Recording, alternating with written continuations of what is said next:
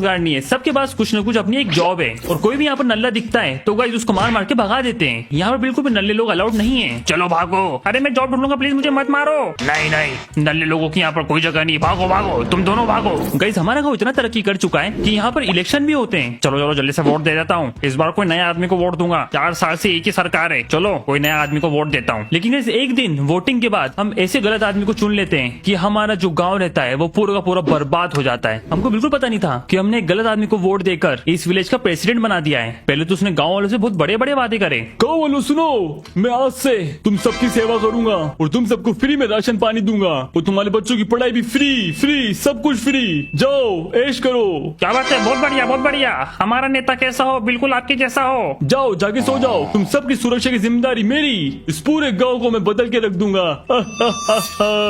लेकिन गाइस हमको कहाँ पता था कि ये आदमी ने जो भी वादे करे वो सब के सब झूठे थे। गाइस उसने रातों रात हम सबके घर लूट लिए और हमारे घर सस्ते वाले बना दिए, एकदम चीप वाले। और साथ में गाइस हमारा खाना पीना भी लूट के लेके चले गया और गाइस वो जनता का पैसा भी लूट के लेके चले गया जो सबसे ज्यादा सिक्योरिटी में रखा था, क्योंकि उसका कोड सिर्फ प्रेसिडेंट को ही पता होता है। उसमें पूरा का पूरा जनता का पैसा रखा था, जैसे की एक महंगी कार, साथ में ट्रेजर। वो पूरा का पूरा पैसा लूट कर रातों रात फरार हो गया। एंड गाइस जब हम लोग सुबह उठे तो बहुत ज्यादा देर हो चुकी थी, पूरा का पूरा गाँव कंगाल हो चुका था। अब हमारा गाँव जमीन पे आ चुका था, सीधा अर्श से फर्श पर। अरे यार हम सब बेरोजगार हो गए, हमने गलत बंदे को वोट दे दिया।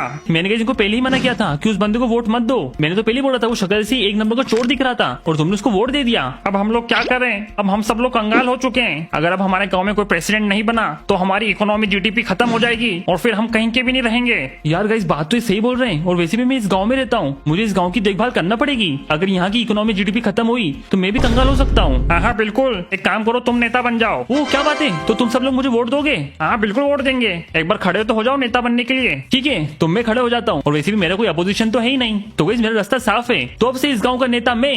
चलो फिर ठीक है विलेजर, फटाफट से वोटिंग करवाओ और वैसे भी वोट तो मुझे ही मिलेंगे क्योंकि मैं अकेले ही तो खड़ा हूँ। नहीं नहीं, किसने बोला, मैं भी खड़ा हूँगा।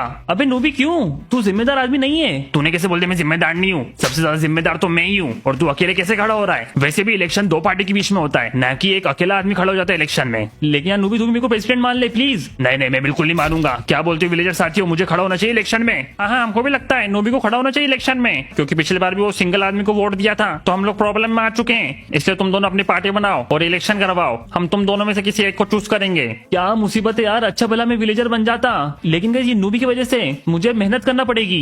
हाँ तो करो ना मेहनत, काय के लिए मेहनत से डरते हो? चलो विलेजर सब लोग बोलो तुम्हारा नेता कैसा हो, बिल्कुल नूबी जैसा हो। अरे नहीं नहीं अभी नहीं, इलेक्शन के बाद बोलना, और वैसे भी इलेक्शन के बाद मालूम पड़ेगा कि हम दोनों में से नेता कौन बनेगा। तो ठीक है, तुम दोनों टाइम लो, तुम्हारे पास 5 दिन का टाइम है। 5 दिन के अंदर तुम दोनों साबित करो कि तुम में से बेस्ट